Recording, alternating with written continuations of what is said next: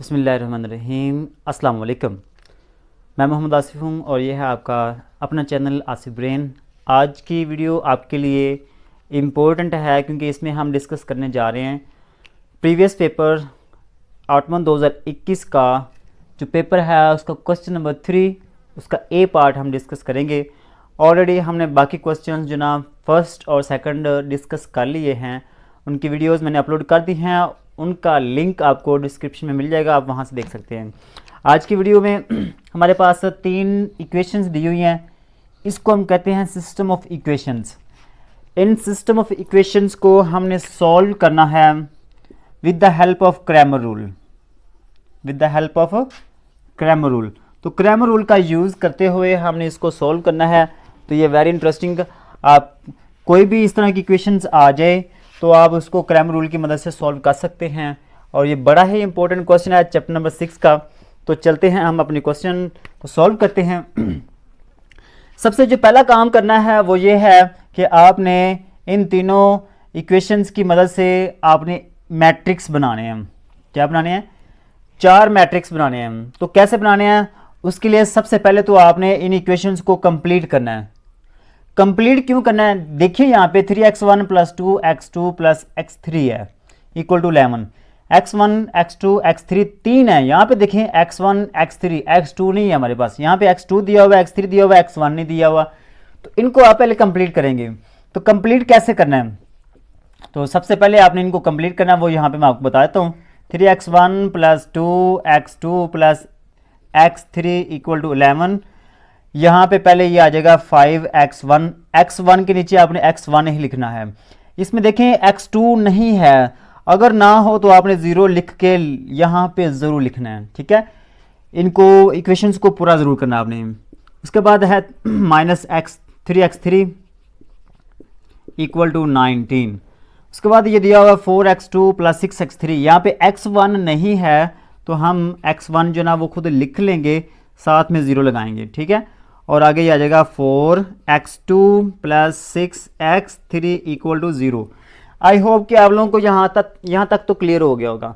Main चीज़ थी जो आपने यहाँ पे इन इक्वेशंस को कंप्लीट किया है विद द हेल्प ऑफ 0 लगाकर आपने जो मिस था यहाँ पे, ठीक है, x2 मिस था तो यहाँ पे x2 के साथ 0 लगा दिया। यहाँ पे x1 नहीं दिया हुआ था तो यहाँ पे मैंने 0 लगाकर x1, याद रखना x1 के नीचे x1 ही आएगा, x2 के नीचे x2 ही आपने लिखना है। क्लियर है? अब उसके बाद आपने बनाने हैं 3 मैट्रिक्स। फर्स्ट मैट्रिक्स आपने A बनाना है, वो इसी से बनेगा 3 2 और यहाँ पे 1 है, ठीक है। 5 0 -3 0 4 एंड 6, ये हमारे पास, इनकी मदद से हमने बना लिया A। अब उसके बाद आपने पहले बनाना है A1। A1 कैसे बनाना है वो गौर से देखिएगा। आपने क्या करना है, ये जो पहली लाइन है ना, ये जो पहला कॉलम है, इसकी जगह पे आपने ये नंबर लिखने हैं। जब आपने A1 बनाना हो मैट्रिक्स तो आपने फर्स्ट कॉलम, उसकी जगह पे आपने ये लिखना है 11 19 और 0। बाकी आपने सेम वैसे के वैसे ही लिख लेने हैं 2 0 4 1 -3 एंड 6। इसी तरीके से आप बनाएंगे यहाँ पे A2, वो भी बनाना है आप लोगों ने। यहाँ पे आपने क्या करना है, यहाँ पे 2 लिखा हुआ है, जो दूसरा कॉलम होगा इसकी जगह पे आपने ये लिखना है। बाकी वैसे आएंगे 3 5 एंड 0। दूसरे कॉलम की जगह पे आपने ये लिखना है 11 19 एंड 0 और ये थर्ड वैसे का वैसे आएगा। अब आपने यहाँ पे लिखना है A3। तो A3 कैसे बनाना है?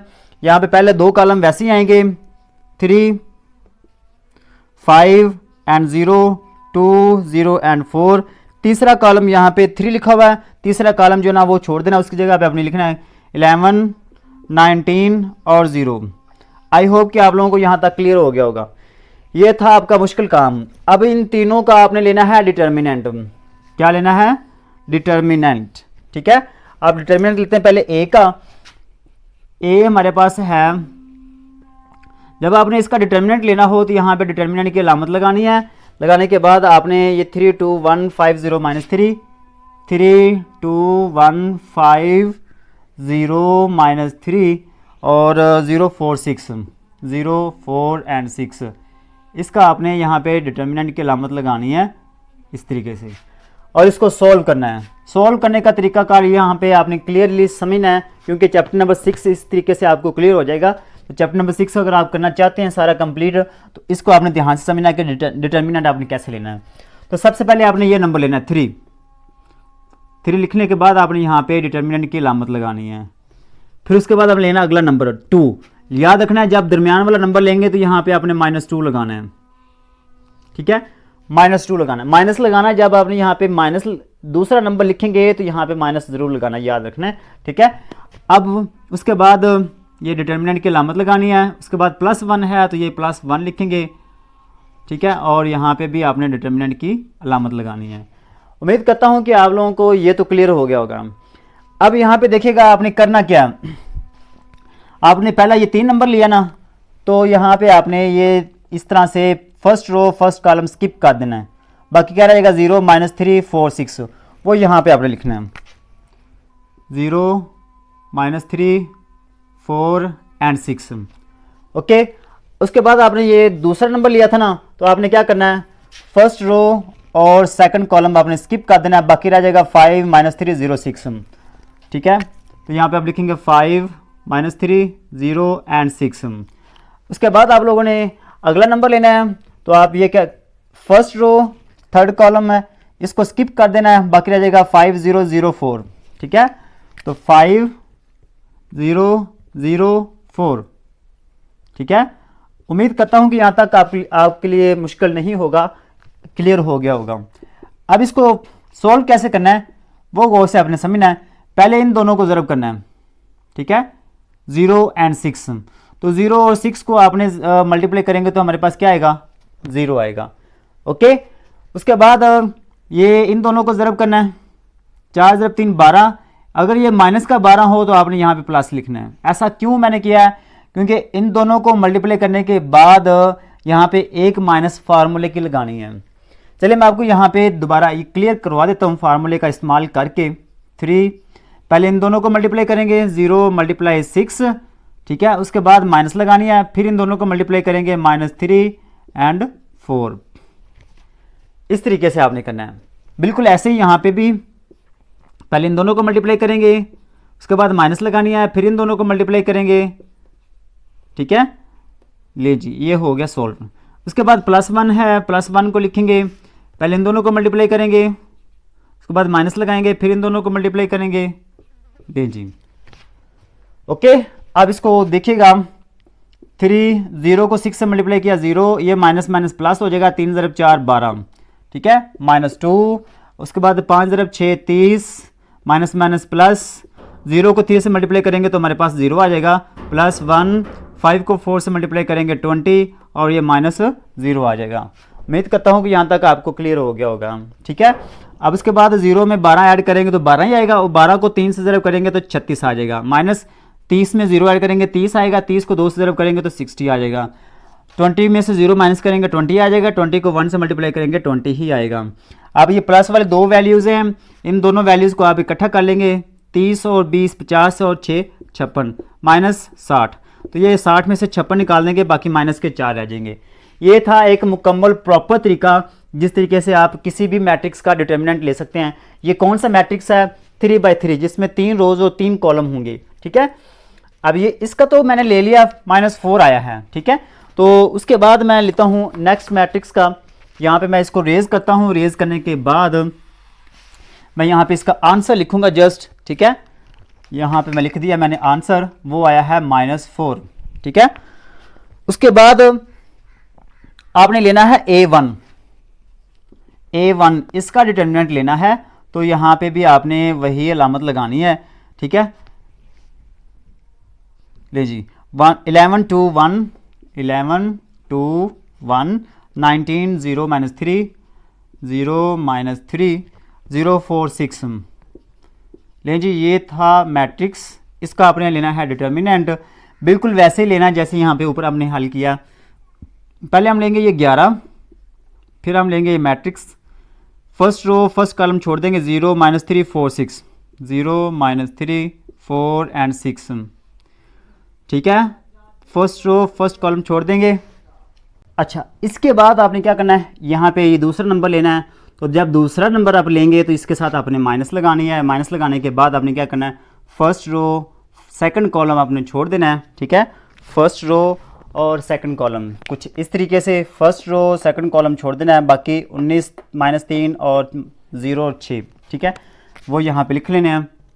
ठीक है, 19 -3 0 और 6। उसके बाद ये अगला नंबर लिखना है +1।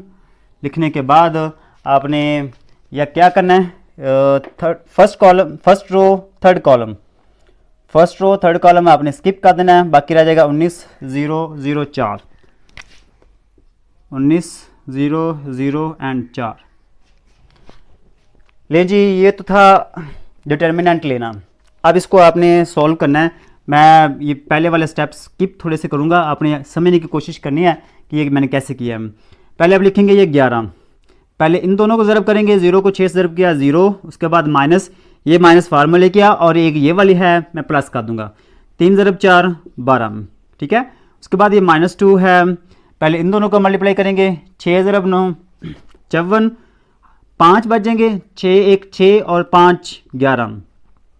ठीक है, इसके बाद 0 को एक ये माइनस ये वाली, एक ये वाली प्लस हो जाएगा, 0 को 3 से मल्टीप्लाई करेंगे 0 आ जाएगा। उसके बाद ये +1 है और 19 को 4 से ज़रब करेंगे, 4 × 9 36, 4 1 4 और 3 7, 76 माइनस 0 को 0 से मल्टीप्लाई किया तो 0 आ जाएगा। ठीक है, अब 0 में 12 ऐड करेंगे तो 12 आएगा, 12 को 11 से ज़रब करेंगे तो कितना आएगा, 12 को 10 से ज़रब करें 120 और 120 में 12 ऐड करें 132। ठीक है, माइनस 114 को 2 से ज़रब करें तो हमारे पास आ जाएगा 228। ठीक है, और 76 को 1 से ज़रब करेंगे तो हमारे पास आ जाएगा 76। तो 76 132 में ऐड कर लें, 6 और 2 8, 7 और 3 10, 1 और 1 2, 132 में से 76 ऐड करेंगे तो 208 बन जाएगा, -228 इक्वल टू 228 में से जमा के 208 निकाल देंगे, बाकी माइनस के 20 रह जाएंगे। ठीक है, उम्मीद करता हूं कि ये भी आप लोगों को समझ आ गया होगा। हमारा इसका आंसर क्या आया, -20, वो मैं यहाँ पे लिख लेता हूँ। ठीक है, तो यहाँ पे ये हमारे पास आंसर आ गया -20। उसके बाद बात आती है A2 मैट्रिक्स का। इसका डिटर्मिनेंट लेना है, तो डिटर्मिनेंट लेने का यही तरीकाकार होगा। A2 है इसका, यहाँ पे लिखेंगे 3 11 1, 3 11 एंड 1, 5 19 3, 5 19 एंड -3, 0 0 6, 0 0 एंड 6। इसका आप लेंगे डिटर्मिनेंट। तो सबसे पहले हम लिखेंगे 3 लिखने के बाद आपने क्या करना है, फर्स्ट रो फर्स्ट कॉलम छोड़ देना है, 19 -3 0 6, 19 -3 0 एंड 6, ये आ जाएगा। उसके बाद माइनस लगानी है, क्योंकि दूसरा नंबर, जब दूसरा नंबर लेंगे तो माइनस ज़रूर लगानी है। ये 11 है, क्या लिखने के बाद आपने फर्स्ट रो सेकंड कॉलम छोड़ देना है, बाकी -5 -3 0 6, 5 -3 0 एंड 6। ठीक है, उसके बाद अगला नंबर लिखेंगे 1 है, 1 लिख लिया। उसके बाद आपने क्या करना है, फर्स्ट रो थर्ड कॉलम छोड़ देना है, बाकी हमारे पास ये आ जाएगा 5 19 0 0। ठीक है, 5 19 0 एंड 0। जी, इसको आप सोल्व करेंगे। 3 19 को 6 से ज़रब करें, 6 ज़रब 19 ज़रब 6 54 और 5 बचेंगे, 6 6 और 5 11, माइनस एक ये माइनस प्लस 0 को 3 से मल्टीप्लाई किया 0, -11। ठीक है, 11 और 5 को 6 से ज़रब किया 30, माइनस एक ये माइनस है प्लस 0 को 3 से मल्टीप्लाई किया 0, +5 और उसके बाद 0 को 5 से मल्टीप्लाई किया 0, 0 को 19 से मल्टीप्लाई किया तो 0। अब 114 को 3 से ज़रब करेंगे, 114 में पहले 0 ऐड करें, 114 ही आएगा। उसको 3 से ज़रब करेंगे, 3 × 4 12, 3 1 3 और 1 4, 3 1 3, माइनस 11 को 3 से ज़रब करेंगे, 11 0 0, 11 को 3 से ज़रब किया 33, -330 आ जाएगा। प्लस 5 को 0 से मल्टीप्लाई करेंगे तो 0 आ जाएगा। अब 342 में से 330 माइनस के निकाल देंगे, बाकी हमारे पास रह जाएंगे 12। क्या रह जाएगा, 12। ले जी, ये हमारे पास A2 भी आ गया। इसका मैं आंसर यहाँ पे लिख देता हूँ 12। ठीक है, तो यहाँ पे आंसर आ गया 12। उसके बाद अब हमने निकालेंगे A3। इसका डिटर्मिनेंट निकालना है, तो A3 मैट्रिक्स हम लिखेंगे यहाँ पर, वो दिया हुआ 3 2 1 5 0 19 5 0 19 0 4 0।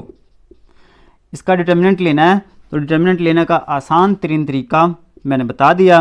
पहले हम लिखेंगे 3 लिखने के बाद फर्स्ट रो फर्स्ट कॉलम छोड़ देंगे 0 19 4 0 0 19 4 एंड 0। उसके बाद माइनस ये 2 आ जाएगा। 2 लिखने के बाद आपने फर्स्ट रो सेकंड कॉलम छोड़ देना है 5 19 0 0 5 19 0 एंड 0। उसके बाद प्लस 1 लिखेंगे। लिखने के बाद आपने क्या करना है, first row third column skip कर देना है 5 0 0 4 5 0 0 एंड 4। लीजिए इसको सॉल्व करना है। 0 को 0 से मल्टीप्लाई किया तो 0 माइनस 19 को 4 से ज़रब करें, 4 ज़रब 9 36, 4 1 4 और 3 7 76 माइनस 2 आ जाएगा। 5 0 0 0 को 9 से 19 से ज़रब करेंगे तो 0 ही आएगा। उसके बाद प्लस 1 5 को 4 से ज़रब किया 20 माइनस 0 को 0 से मल्टीप्लाई किया तो 0 आ जाएगा। उम्मीद करता हूँ कि आपको इसकी समझ आ गई होगी। मैं यहाँ पे इसको सॉल्व कर रहा हूँ। ये 76 में से 0 ऐड करेंगे तो 76 ही आएगा। 76 को 3 से ज़रब करें, 3 ज़रब 6 18 18 3 ज़रब 7 21 21 और 1 22 माइनस 228 आ जाएगा। तो 0 को 2 से मल्टीप्लाई किया तो 0 ही आएगा, ठीक है। और 20 को 1 से ज़रब करेंगे तो 20 ही आएगा। ओके, उम्मीद करता हूँ कि आप लोगों को इसकी भी समझ आ गई होगी, ठीक है। अब इसके बाद इनको ऐड करेंगे, 228 में से 20 निकाल देंगे, बाकी हमारे पास रह जाएंगे माइनस 208। लेकिन जी ये हमारे पास 3 डिटर्मिनेंट आ गए हैं। कितने आए हैं? 3 डिटर्मिनेंट, ठीक है। तो इसका अब इसके बाद आपने क्या करना है, मुश्किल काम जो है ना वो आप लोगों का हो चुका है, ठीक है। तो अभी जो रह गया है वो जस्ट इनको डिवाइड करने वाला रह गया। ये तीनों जब आप निकाल लें तो उसके बाद आपने पहले नंबर पे x1 निकालना है। आपने जो सिस्टम ऑफ इक्वेशंस देखी है ना, 3 इक्वेशंस जो शुरू में अपने को आपने यहाँ पे देखी थी, ठीक है, उसमें लिखा हुआ था x1 x2 and x3। Cramer rule को यूज़ करते हुए एक्चुअली हमने x1 x2 और x3 की वैल्यूज़ फाइंड आउट करनी होती हैं, तो वो वैल्यूज़ हम यहाँ पे फाइंड आउट करेंगे। तो x1 हमने कैसे निकालना है, यहाँ पे आप लिखेंगे a1 और नीचे आएगा a, ठीक है। ऊपर यहाँ पे 1 है तो यहाँ पे a1 आएगा, नीचे ये a ही रहेगा। a1 का आंसर आया था -20 और a का आंसर क्या आया था -4। तो ये माइनस माइनस से कट जाएगा, 4 1 4 4 5 20, हमारे पास ये आंसर आ जाएगा 5। उसके बाद आपने निकालना है x2। जब आप यहाँ पे 2 आएगा तो यहाँ पे a2 ऊपर आएगा और नीचे a ही रहेगा। तो a2 की वैल्यू हमने निकाल ली थी, a2 की वैल्यू हमारे पास आई है 12। तो नीचे आ जाएगा a का डिटर्मिनेंट हमने निकाल लिया था -4, 4 1 4 4 3 12, ये माइनस इसके साथ आ जाएगी -3। इसके साथ हमने निकालनी है x3 की वैल्यू और वो आ जाएगा a3 का डिटर्मिनेंट ओवर a का डिटर्मिनेंट। तो a3 का डिटर्मिनेंट हमने निकाल लिया है और उसका आंसर हमारे पास आया है -208। और नीचे हमारे पास क्या आएगा, a का डिटर्मिनेंट वो -4 है, माइनस माइनस से कट जाएगी, 4 1 4 4 5 20, बाकी रह जाएगा 8 4 2 8, तो ये आ जाएगा 52, ठीक है। तो ये हमारे पास आंसर आ जाएंगे x1 और x2 और x3 की जो वैल्यू आ जाएगी, x1 की वैल्यू हमारे पास है 5 और x2 की वैल्यू हमारे पास है -3 और x3 की वैल्यू है हमारे पास 52। ये आपने वैल्यूज़ एक्चुअली निकालनी थी। उम्मीद करता हूँ कि आप लोगों को क्वेश्चन की समझ आई होगी। अगर आपके लिए वीडियो इन्फॉर्मेटिव है तो वीडियो को लाइक करना मत भूलिएगा, और अगर चैनल पर न्यू हो तो चैनल को सब्सक्राइब कर दीजिएगा। अपना ख्याल रखिए और अपने चैनल का भी। अल्लाह निगहबान।